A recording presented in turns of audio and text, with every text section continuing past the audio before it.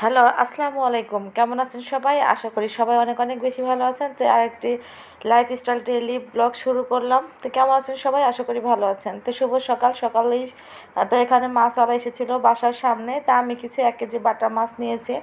মাছগুলো কেটে ধুয়ে আনা হয়েছে। তো মাছগুলো অত্যন্ত ফ্রেশ ছিল, তাজা ছিল, যেহেতু বাসার উপর থেকেই নিয়েছি। তা আমি এই তো বড় বড় বাটা মাছগুলো অনেক বড় বড় ছিল, অনেক সুন্দর ছিল, দেখতে খুব ভালো লাগছিল। তা আমি আবার ৩টা বাটিতে গুছিয়ে রেখে দিলাম।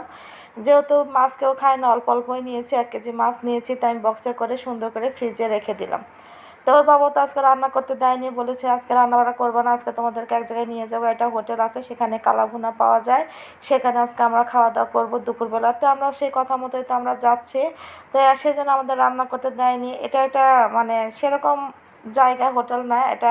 এখানে একটা কলার হাট আছে। এই তো এখানে অনেক কলা বিক্রি হচ্ছে, এদের পাশে একটা হোটেল, সবাই নাকি খায়। ওখানে নাকি অত্যন্ত ভালো মানের গরুর মাংস পাওয়া যায়, কালা ভুনা। তা আমরা তো খেতে চলে আসছি, এই যে আমাদের খাবার দিয়েছে। এখানে ছিল সাদা ভাত আর কালা ভুনা মাংস, আর ছিল ডাল। তো আমরা তো এই যে সবাই যে কজন গিয়েছি, 4 জন গিয়েছি, আমাদের তো খাবার দিয়েছে। তো আমরা তো খাবার স্টার্ট করেছি। তো আমরা খাওয়া দাওয়া শুরু করেছি। তো এই তো আমাদের খাওয়া দাওয়া শেষ হয়ে গেছে, আমরা বসে আছি, ওর বাবা বিল দিতে গিয়েছে।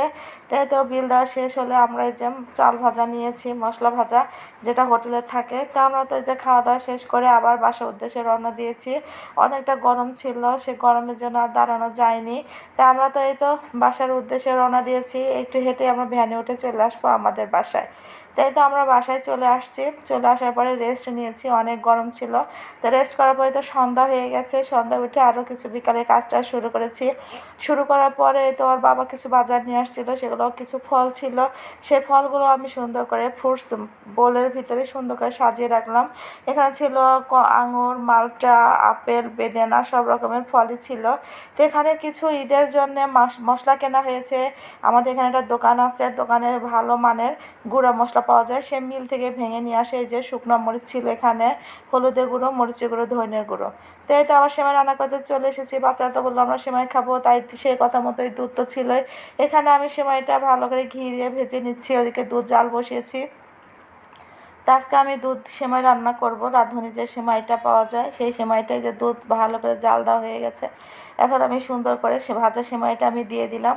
দিয়ে নেড়ে চেড়ে তো আমি একটু শক্ত করে রান্না করব আজকে, বেশি দুধ দুধ রাখবো না, যাতে একটু শক্ত হয়, তার রুটি পরোটা দিয়ে খেতে ভালো লাগে, সেরকম করে আমি রান্না করব। তো এই যে আমার রান্না শেষ, আমি অল্প করে রান্না করেছি, যেহেতু কেউ খায় কেউ খায় না, যেহেতু গরম, তাড়াতাড়ি যাতে শেষ হয়ে যায়, তো আমি 2 প্লেটে ঢেলে নিলাম। তো এই তো আমার ছোটো ব্লগটা আমি এখানেই শেষ করলাম। এই পর্যন্তই ব্লগ আপনাদের সাথে শেয়ার করলাম। ভালো লাগলে অবশ্যই সাবস্ক্রাইব করবেন, লাইক করবেন, শেয়ার করবেন। আল্লাহ হাফেজ।